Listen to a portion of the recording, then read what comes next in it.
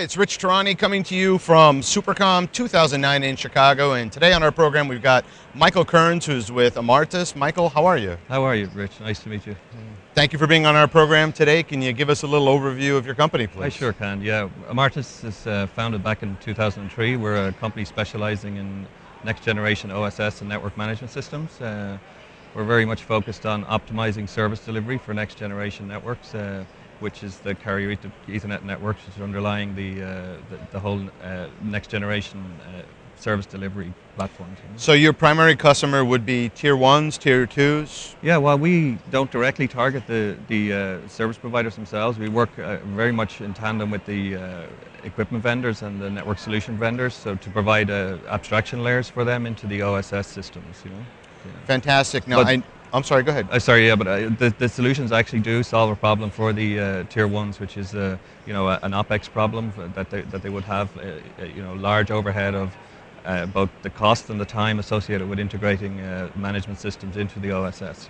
So do you have studies that show time reduction and just improvements in profitability for customers? Yeah, we would be able to show the time differences that they would make. So traditional vendor management systems would be what we call network and element centric focus. So the next generation needs to be enable rapid design of services, rapid provisioning, and rapid assurance of those services. So we're kind of cutting the time down from by about 85%, in some cases, and that's based on reports that we work from, ourselves. So when you talk about new services, does that refer to things like VPN, MPLS, SIP trunking, things along those lines? That's right. Yeah, we're talking about connectivity services for the product line that we are currently demoing here at SuperCom, and also that we're going to launch in the second quarter of next year, in 2010, on a commercial release. But yeah, it's around connectivity services. So the services that underlie wireless backhaul,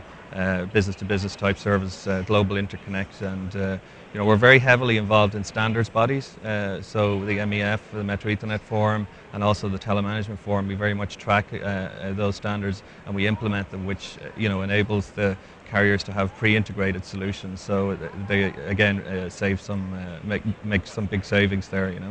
I understand you have some news that came out recently. I'd love to hear more about it. That's right, and we have our Service Commander platform, which we're demoing here at the show. We're working with the service equipment vendors and solution vendors on that, and the idea of that platform is to enhance move those equipment vendors up the value chain for their customers, for the CSPs, by providing them with management systems that integrate much quicker, are more standards based, and are more service centric and service aware.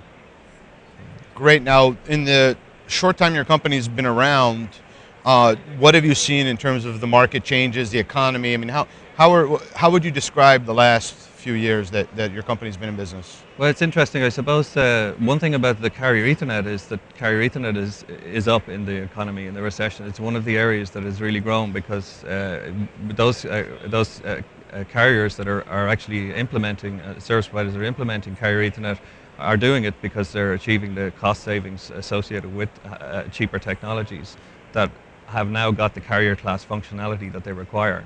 So what we're seeing actually in this economy is that there's a big drive to deploy carrier Ethernet, and therefore there's a big drive to figure out how best to manage that carrier Ethernet and how to optimize that. And carriers are looking to squeeze as much profitability as they can out of their networks. Absolutely, and also then to bring new services to the market quicker, and and to be able to adapt those services quickly to provide new bundled services and packages for their customers. A big driver would be sort of the likes of the Metro Ethernet Forum, who define the service level agreements that are standardized now across the industry, and the type of services that are provided across the industry. And carriers are more and more looking at that and saying, we don't want something different, we want something standardized. We want to be able to standardize on those service definitions, and then we want to be able to manage it in a standardized way. So from your position of working with carriers worldwide, what are you seeing in terms of 2010 for the overall carrier market from your perspective? From our perspective, well, we're driven pretty much by the growth in carrier Ethernet services, say, in that area. So that's an increasing market. So by 2013, I know I don't know the figure for 2010 off the top of my head, but by 2013, that's estimated to be a $35 billion market. So we're looking at quite a substantial growth in that market, year on year, and reaching a $35 billion market by 2013. That's quite impressive. Usually when I ask questions about long-term future, my guests try to shorten it. You're the first guest to actually go the other way, but I think that's fair, because we do know that the growth of broadband and the need for broadband seems to increase regardless of the economy, right? Absolutely. I mean, if you look at the market today, the wireless networks are crumbling under the requirement that's on them now, with everybody using video on demand and everything via their handsets. So, like, one of the hottest areas for carrier Ethernet is the wireless backhaul, and implementing wireless backhaul. Again, they require the management systems to support that as well. And that's where your company comes in. That's where we're coming in. Yeah, I've seen tremendous amount of growth from companies like the Saragons and the Huawei's and the Dragon Waves in that space. They're also performing nicely because of the wireless backhaul Absolutely, market. yes, you would see that, and they will be some of the companies that we would look forward to working with in the future with our new platform. That's fantastic. Well, I hope that you'll come on our program again before 2013. I'd love to. Yeah. We could talk a little bit more about how that prediction's shaping up. Yeah, absolutely, I really love that. Yeah. Thanks for being here. Thank you. Nice. Thank you. Cheers.